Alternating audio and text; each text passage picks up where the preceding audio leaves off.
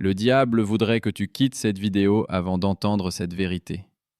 Or, la loi est intervenue pour que l'offense abondât, mais là où le péché a abondé, la grâce a surabondé. Au fond de toi, tu es peut-être fatigué de retomber dans les mêmes péchés. Tu pries, puis tu rechutes. Tu demandes pardon, puis tu recommences. Et à force, tu te demandes peut-être, Dieu doit être déçu de moi.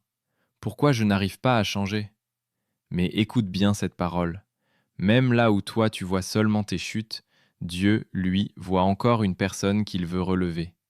Mais écoute cette parole de Jésus. Ce que Jésus ayant entendu, il leur dit, ce ne sont pas ceux qui se portent bien qui ont besoin de médecins, mais les malades.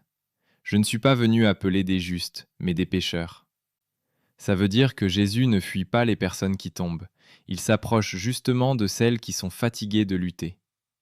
Peut-être qu'aujourd'hui, tu caches encore certaines choses dans ton cœur, des habitudes que tu n'arrives pas à quitter, des pensées qui t'éloignent de Dieu, des rechutes qui te découragent. Et à force, tu te demandes parfois si Dieu veut encore de toi. Mais écoute bien, si tu cherches encore Dieu malgré tes combats, c'est que ton cœur n'est pas mort. Si nous confessons nos péchés, il est fidèle et juste pour nous les pardonner et pour nous purifier de toute iniquité. Fidèle, ça veut dire que Jésus ne change pas d'avis sur toi à chaque chute. Alors ne reste pas loin de Dieu à cause de la honte.